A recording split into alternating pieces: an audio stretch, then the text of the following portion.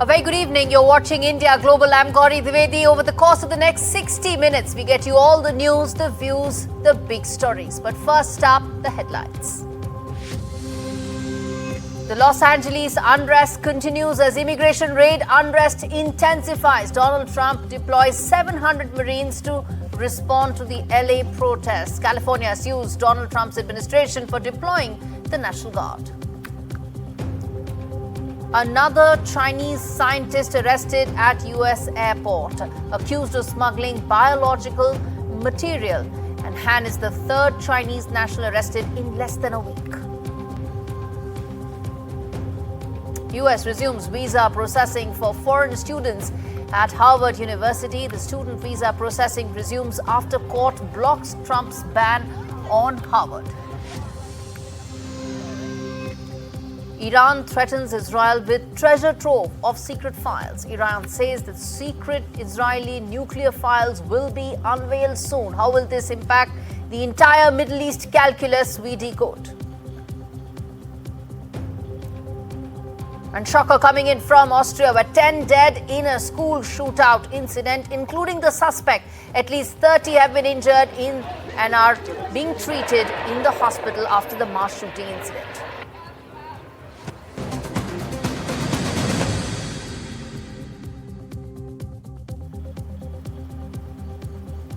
Our top story on India Global today. Another foreign researcher and their biological threat that it poses. A third Chinese national has been arrested, viewers, in the US. This time, in fact, it's at Detroit Metro Airport on Sunday evening. She's accused of smuggling live worms into the United States for research at the Michigan University. Officials are calling this a part of a growing agro terrorism threat that's emanating from China. This comes less than a week after two other Chinese nationals, researchers, were charged with smuggling biological pathogens to study at the University of Michigan lab. The FBI, the ICE, and Homeland Security are now investigating and getting deep into this investigation, which is now taking a 360-degree view, probing links between foreign state-backed labs and American research centers. Now, what is really at stake here? What can we expect going forward? And will this mean a reset as far as how America views biological warfare? This report has answers to all those questions. An arrest that reads like a spy thriller, only this time the danger isn't a secret code. It's biological material and it's real.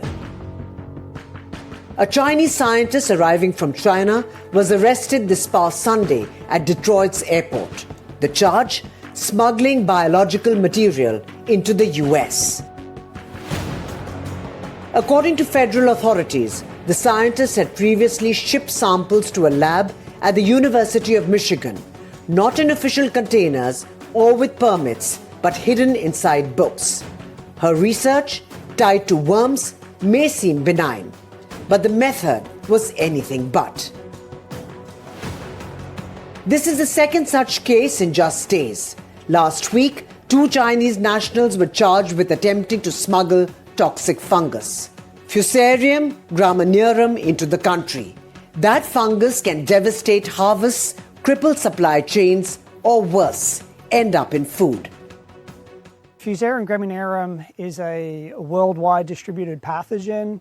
It infects wheat and corn and other crops, and it does have the potential to produce toxins, mycotoxins, that can impact the feed quality. Experts NDTV spoke with highlighted the importance of ramping up new security measures to counter potential bio-threats.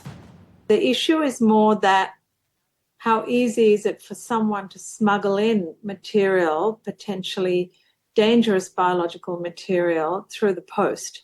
And what other ways can Trojan horse attacks be conducted on any nation? And I think it's a wake-up call for every country that we really need to ramp up the measures to detect and prevent these kind of Trojan horse. Biological threats don't always come in the form of a virus. Sometimes they arrive in an envelope, hidden, smuggled, weaponized. In 2001, 5 Americans died in the anthrax attacks when letters laced with deadly spores were mailed to media offices and lawmakers. That bioterrorism event, however, changed how pathogens were viewed, not just as health threats, but as tools of war. With multiple incidents involving foreign scientists and biological material, authorities are asking, are these isolated cases of scientific misconduct or something more calculated and sinister? With Vishal Vivek, Bureau Report, NDTV World. The big questions that we are posing on this, well, first and foremost, what safeguards are actually in place to prevent foreign biological smuggling to take place? Is this a coordinated state-backed program that is being undertaken? Remember, these are Chinese researchers, and the American establishment feels that it could be part of a larger nexus. And how vulnerable is American agricultural sector to targeted biological threats? That's an important aspect to really understand what kind of guardrails should be in place. And lastly, is this another instance of a biological warfare being unleashed by China? And let's get in Brahma Chilani to answer some of those questions for us. Mr. Chilani, the fact is that there is now a pattern that has come to light. There are now 3 Chinese researchers that have been caught in less than a week's time, indicating that there's a pattern and there's a coordinated effort here. Yes, in the US, this is raising a lot of concern and also getting a lot of media attention. But if these alleged attempts by Chinese nationals to smuggle dangerous agricultural pathogens into the US, coupled with existing US-China geopolitical friction, all this is intensifying bilateral tensions and raising concerns about potential agro-terrorism. But if China can do this, and I'm saying these are alleged attempts, if China can seek to smuggle dangerous agricultural pathogens into the US, it could also do that in relation to India. The Indian system is, in fact, even more porous than the American system. So we have to ask ourselves as to how we can prevent such acts of agro-terrorism if indeed these attempts were agro-terrorism. But certainly what we're seeing now is a renewed focus on China's biological weapons program. China is a signatory to the Biological Weapons Convention, which prohibits countries from pursuing biological weapons.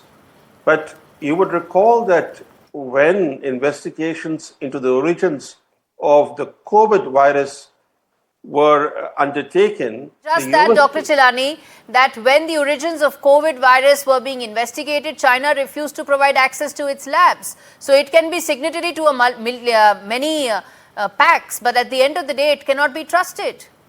You're absolutely right. Which is, in fact, in January 2021, the US State Department, in a fact sheet publicly released, said the Wuhan Institute of Virology, the lab that was working on coronaviruses, the US State Department said that this particular lab was actually engaged in military programs relating to research on coronaviruses. In other words, according to the US State Department, China was engaged in offensive biological weapons research at the Wuhan Institute of Virology. But the key question is this: how do you protect the agricultural sector? Because you can protect your financial infrastructure, you can protect your military infrastructure, but farms are spread across every nation. So protecting the agricultural sector is very difficult, which makes biological attacks on crops or livestock much easier to carry out, because these attacks go undetected. Absolutely. And are difficult to trace. And probably they come to light when damage has been done. Final question I want to ask you is that these are instances that are not only limited to US. It could happen to any country, anywhere. You mentioned India as well. Do you think some sort of a uniform guardrail needs to be in place? Certainly, but the problem is this, that international law is weak against the powerful states because there is no enforcement mechanism. How do you enforce international law, especially against the powerful states? So what happens is this harsh reality. International law is powerful against the powerless, but powerless against the powerful. So even if you have international conventions and treaties, there is no enforcement mechanism. So the powerful can actually abuse international norms, they can flout international norms, and they can engage in activities which are antithetical Indeed. to customary international law and even to international morals and international rules. Absolutely. I'm going to leave it there.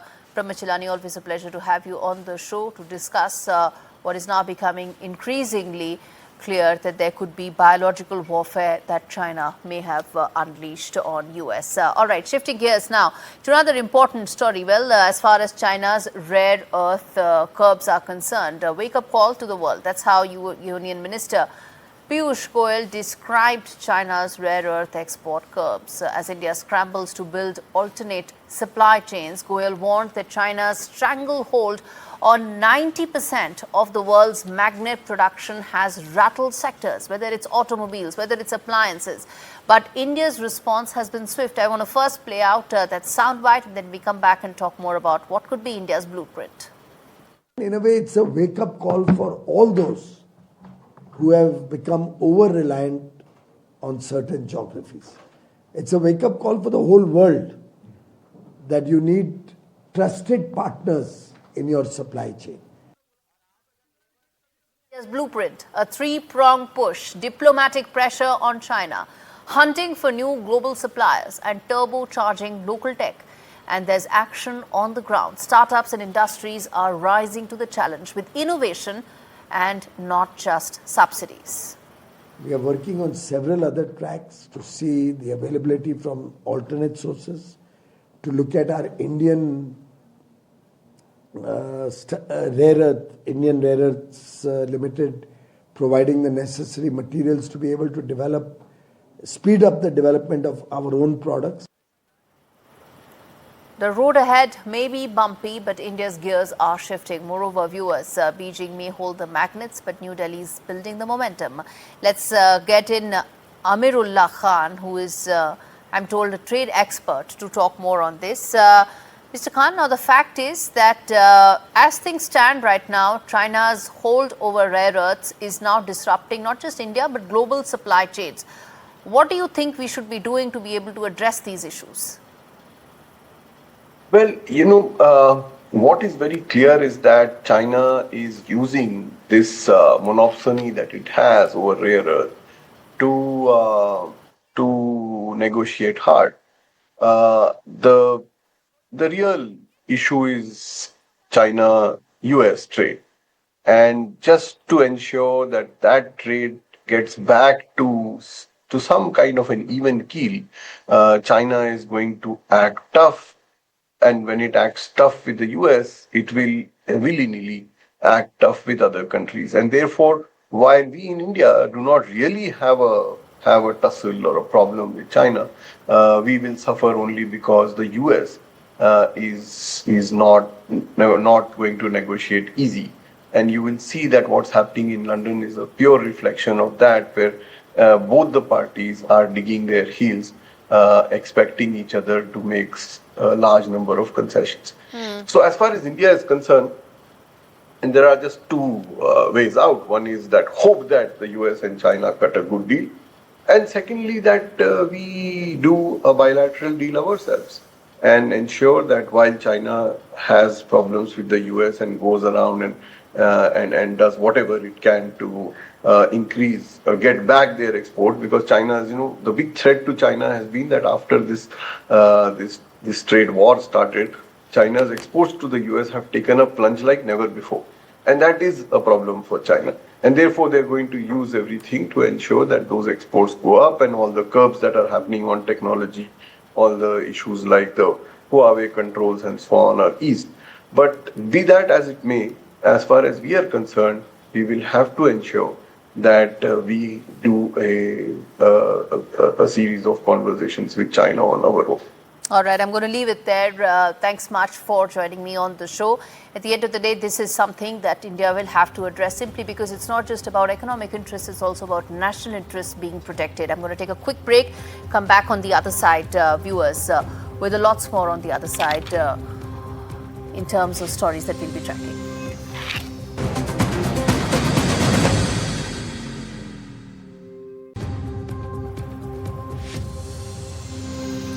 The other story that we are tracking on the show, Iran's intel minister says that his government is in possession of sensitive Israeli documents. Now, what does this mean?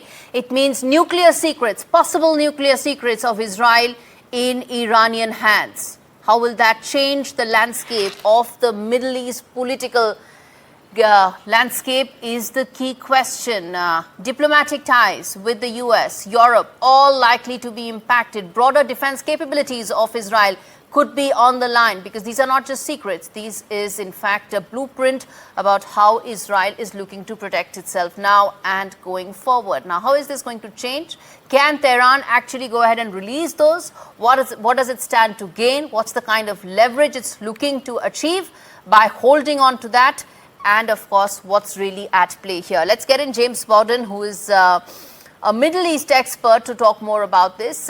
James, I want to understand from you the kind of leverage that Iran thinks it has, because that's the whole point here. It would like to have certain leverage when it's saying it is threatening to release those files. What is really at play here?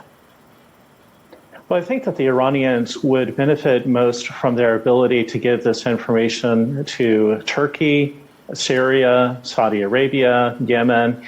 They would be able to share this information, and they would likely be able to help these other countries understand the core secrets of the Israeli nuclear force. And that's not really the technology, because nuclear technology is nuclear technology. I mean, it's pretty much obvious. And a lot of the targeting systems and those types of things are very routine. What is at the core of these documents may be nuclear doctrine.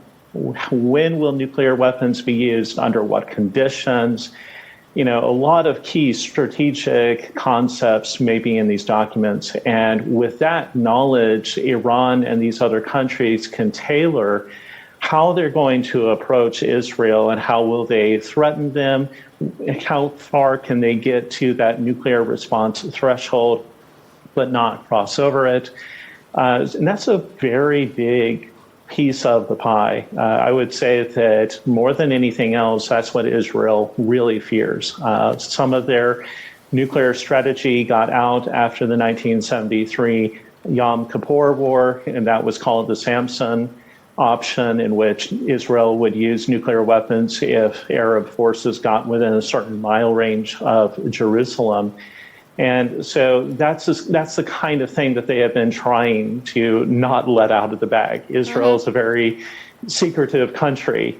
There's a joke that in the Middle East, even the weather is a national secret. And so for them to lose control of their strategic doctrinal thinking is a big deal. I'm not even getting into the kind of intel failure this is, because that itself should leads to many questions and a high-level probe. But I want to understand from a larger impact to the region point of view. This also comes in the wake of uncertain dynamics, for want of a better word, uncertain dynamics between the US and Israel, right? I mean, there's frustration on the Trump administration side. There's a certain hardening of a position on Mr. Netanyahu's side as well. In the backdrop of that, how do you see the renewed security threats that Israel may face if these documents were actually leaked? Well, it would result in a reduction of intel sharing. There is what is called the Five Eyes. So there are 5 countries in which intelligence is routinely shared. And this would lead to a reduction of that intelligence sharing. And that's a very scary thing for Israel. Israel But even the U.S., Israel and the United States cooperate very closely with sharing intelligence. In fact, there's a belief that the FBI and other agencies have what's called a fusion center in Israel, which brings together massive volumes of intelligence and process it in order to avoid another 9/11 attack. And so if Israel or the United States were to feel that they couldn't trust either with their intelligence and with the information they're sharing, then it can weaken that strategic partnership. And that's a big fallout. And that also extends to Europe. Everybody is now going to be questioning and examining and wanting Israel to prove up that they have secured and tightened down access to this information. And so it may damage in the short term how Israel is able to conduct business with other countries. And at the end of the day, do you think, James, this is going to be, of course, some sort of a possibility for Iran to push back on the renewed sanctions that are being talked about? I mean, that's leverage, right? They would want that they are able to push back on the additional sanctions that are being proposed on Iran right now? And will they be successful in that? I'm not sure how much leverage in the nuclear talks it will give them. I mean, it may give them some, but again, the intel sharing and, with being able to spread it abroad, that's the bigger thing. I just don't see that as being as big a factor. We're really at loggerheads over the issue of enrichment. Now, they may say, we can hold off, we can not share this if you allow us to have enrichment, but then, there's no reason for a deal at that point. So, again, I think the real leverage that Iran has is just their ability to share it out with these other countries and how it would force Israel to go back and change all of that. They're going to have to modify policy and modify security systems. And that takes time. There are people who are removed from the system. There's accountability. And it can distract from the other issues of the day. Mm-hmm. All right, I'm going to leave it there. Thanks much for speaking to me on India Global, a story that has major political and economic ramifications and, of course, stability of the region. Shifting focus now to another important story.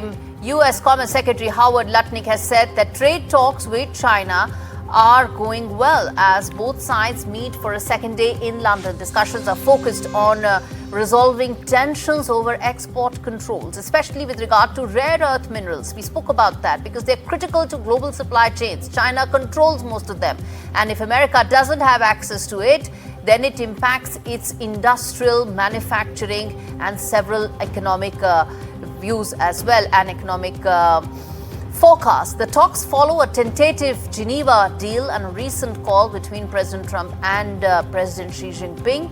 Investors are watching closely with hopes that the negotiations will ease economic strain and avoid further escalation between the two sides. Massive overnight drone attack by Ukraine has temporarily grounded flights across major Russian cities, including Moscow and St. Petersburg. Russia's defense ministry claims it shot down 102 drones, nearly half over the Bryansk region bordering Ukraine. No damage has been reported. Air traffic was suspended at over a dozen airports, including all serving Moscow airports. There are 4 of them and several in St. Petersburg. Flights resumed in most places, but disruptions remain.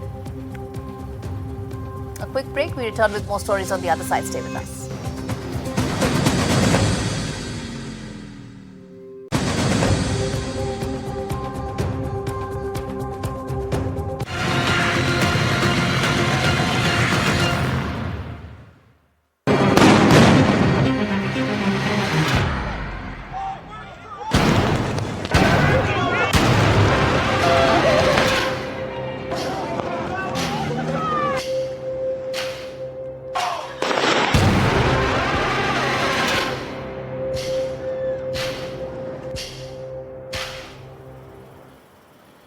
Tensions remain high in Los Angeles as demonstrators took to the streets for a 4th straight day, protesting a controversial series of immigration raids and the Trump administration's hardline approach when it came to enforcement. The situation escalated significantly this week when Trump ordered the deployment of the National Guard, a move that quickly sparked political backlash. The state of California is now suing the federal government, arguing that the president's decision to send in troops was made without the state's consent. Adding fuel to fire, a senior White House advisor publicly suggested the possibility of arresting state officials, including the governor, over the protests. Now, Trump has since expressed support for those remarks, intensifying an already heated clash between federal and state leadership. The Pentagon is also deploying 700 Marines, and many view this display of military force as a dramatic and symbolic moment. What some are calling the showdown the White House has been waiting for. Well, those were the words of the governor. Let's get in now the big questions that we are posing on the show. First up, is this the new normal as far as the Trump administration is concerned in dealing with the illegal immigration issue? Will courts be the final arbitrator? Because California governor has questioned the legality of Trump administration's decision to deploy the National Guard, because that comes under the governor's purview. So will the courts be the final arbitrator here? And lastly, is this now a state versus federal government issue? Is this now what it's turning out to be, a state versus federal government issue, which is where the buck really needs to now be decided? Also comes in a year ahead of the midterm polls, which is what Trump administration would be eyeing. Glenn Carl as well as Ray Locker joins me more on this. Gentlemen, thank you so much for joining me on the show. Let me start with you, Mr. Carl. The fact is there are several legs to it. There is the political aspect to it, the security aspect to it, the messaging aspect to it. I'm going to try and cover as much ground as possible.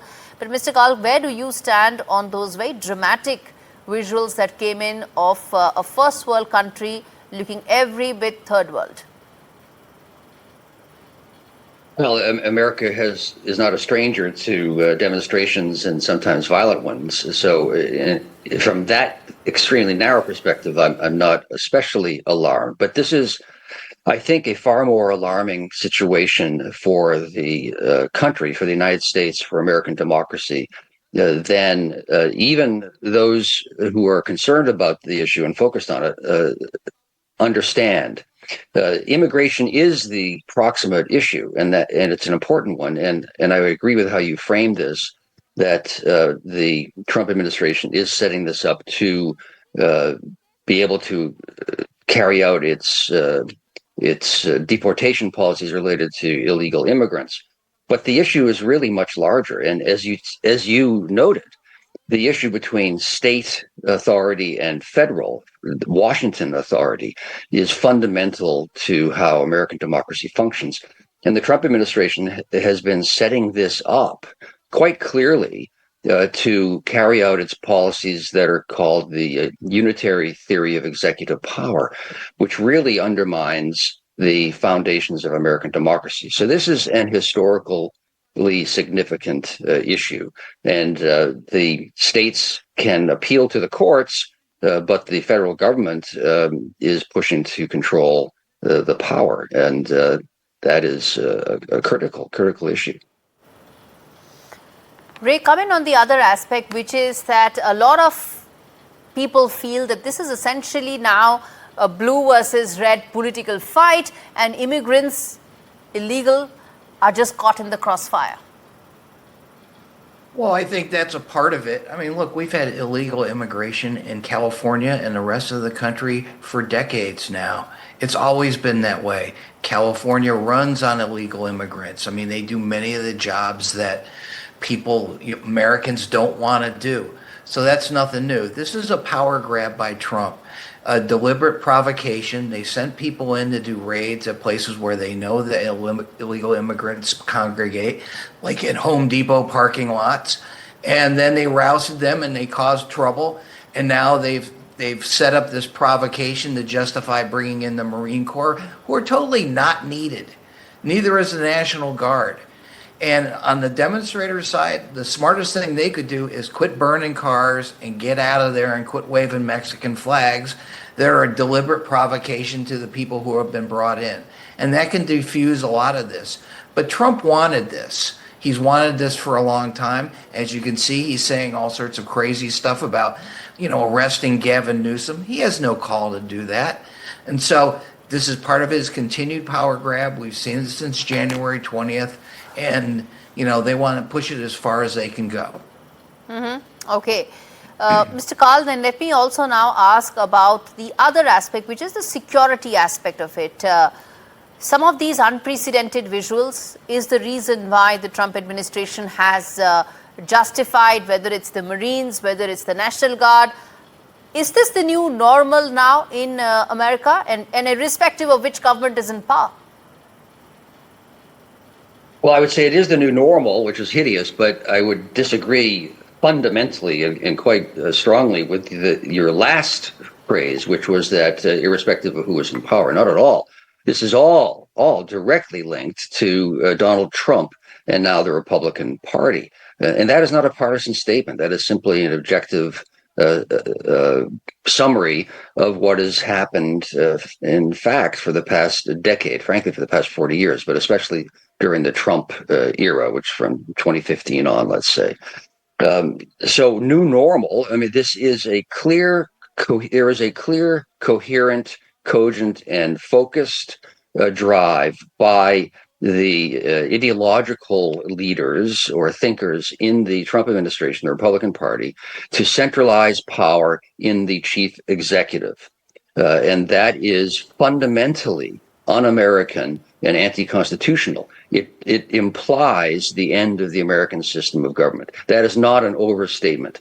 If you can ignore clear laws of historical duration concerning the use of military force against American citizens, then you really have cast aside the Constitution and centralized power in the White House, which is the explicit objective of this administration. And it's in Project 2025. It has been stated. I struggled against this just as one among many federal officials 20 years ago under the Bush administration. The theory of unitary executive power is the explicit objective. This is part of it. Immigration is important, but is actually a tool to a much larger enterprise and one that is frankly revolutionary and quite dangerous. I'm going to leave it there because it seems there are two Democrats on the show, and I don't want to be the Republican on the show, but it's unfair if we do not have the other view as well, which is the Republican view on this, those who are supporting Trump. Because at the end of the day, a discussion needs to reflect the other side as well. I'm going to leave it there. Glenn Karl and Ray Locker joining me on the show. Well, bottom line, viewers, at the end is unprecedented visuals that came in Los Angeles had three clear messages. One, a very strong political undertone, which was that the new normal in America is here, which is that protests will be clamped down the way one saw, whether it is the deployment of the National Guard or the deployment of the Marines. The second very clear message was that illegal immigration is an issue that is at the heart of the administration, and Trump will continue following it and pursuing it till the very end of his administration or till he feels the objectives have not been met. So this is probably just the beginning. It will continue going forward. And the third and the final message from there is that one can't have different rules when it comes to protests being clamped down democratically or quote unquote undemocratically. There were protests that happened in India 5 years back when Donald Trump in fact had come to India. There was a completely different view that he had taken, his government had taken them. And now there's a completely different view that's being taken by his administration. You want to clamp down on protests? Let that be the new normal everywhere around the world, not just when it suits you. On that note, a quick break, more on the other side.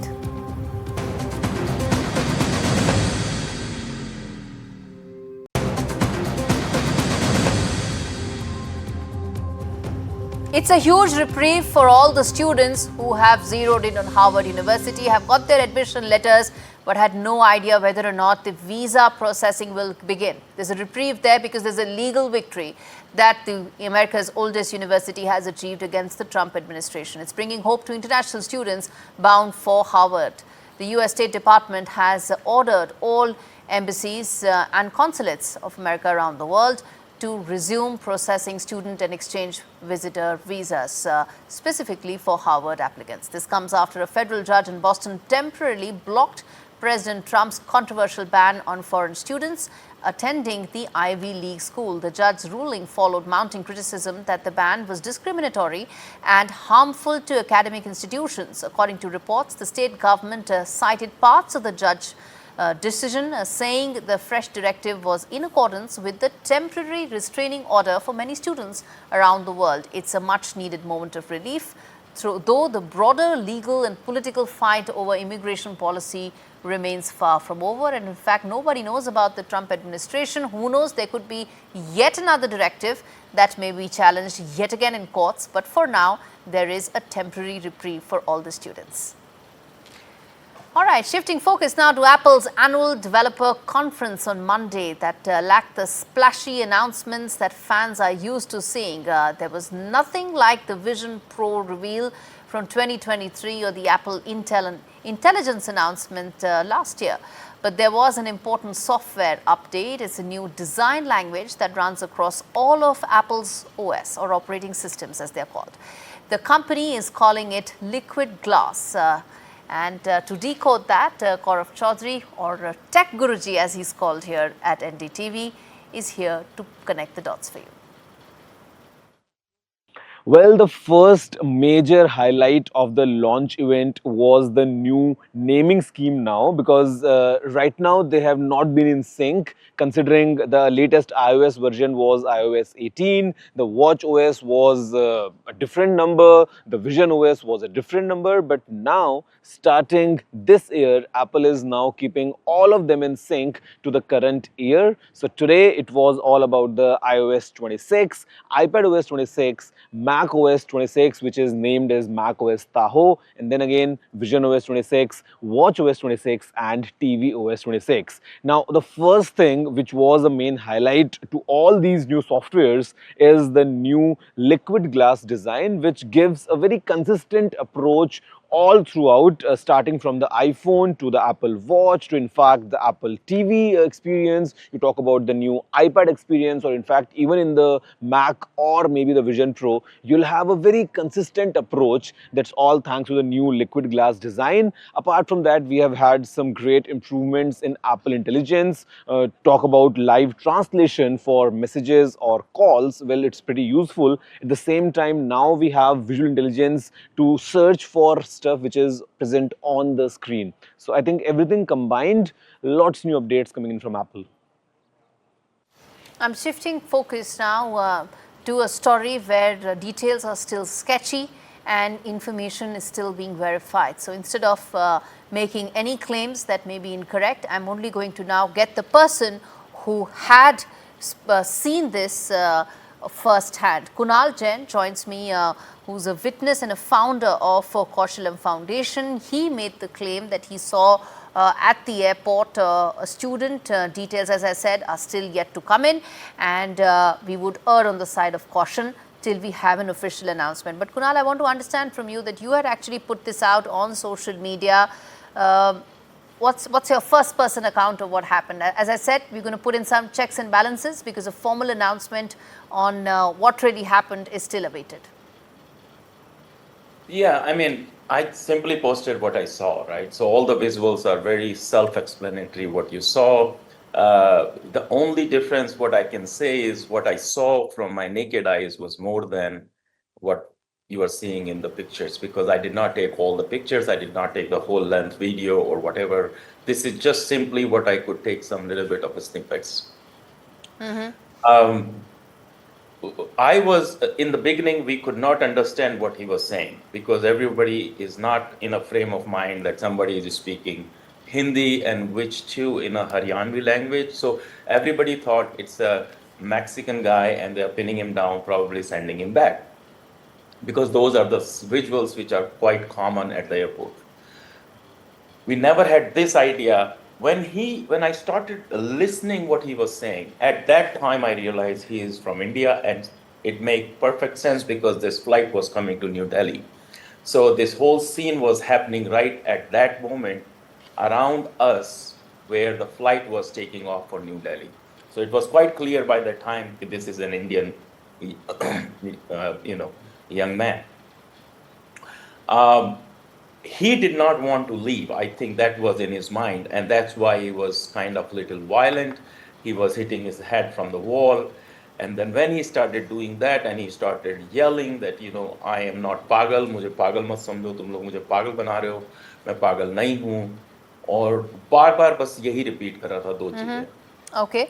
So, I'll tell you why, Mr. Jain, I said I'm going to err on the side of caution, because the identity and even the nationality is yet to be officially declared, and which is why we need to maintain our checks and balances in terms of the antecedents and what really happened. You are, of course, giving a first person account in terms of what you saw that happened there.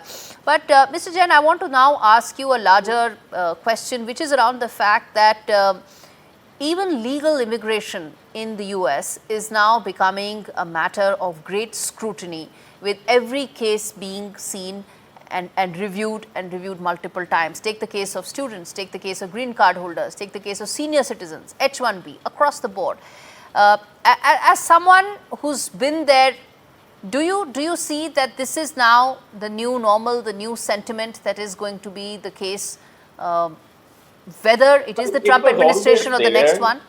It was always there. It's just whenever a new government takes over, they have certain priorities.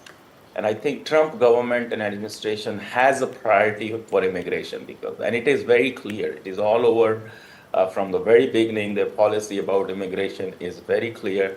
They don't want any foreigners, unauthorized, illegal foreigners, to come into the country and take the advantage of the resources which are purely limited for, and which is a great, great policy. I'm not denying that fact. I can't comment as far as the legality of this case is concerned, or what should be the legal policy for immigration. I'm not an immigration attorney. I suggest you have an immigration attorney on the show, and he can probably answer this much better. But what the stories I hear in the newspaper, and I have about 5-6 of my family members who are in different university programs in the United States. And what they have been telling me in last 2 months, there is an influx of a lot of these cases where even if you commit a little bit of kind of, not a crime, but let's say a citation you get for the speeding, for a traffic ticket. Yeah. It can come on your record. It can. So they are becoming more and more watchful, and every act is being monitored. So that is just becoming a little bit more, kind of an advanced level of monitoring which is happening in case of foreign students. I'm going to leave it there, Mr. Jain. Thanks much for speaking to us. I'm going to turn attention now to breaking news that's coming in on the broadcast in Austria, where a gunman has killed at least 10 people in a deadly attack at a secondary school. Let's get in Daniela, who joins us live from Austria, from the grass city where this actually took place. Daniela, what are the details that you can share with us right now of this horrific incident? Yes, hello.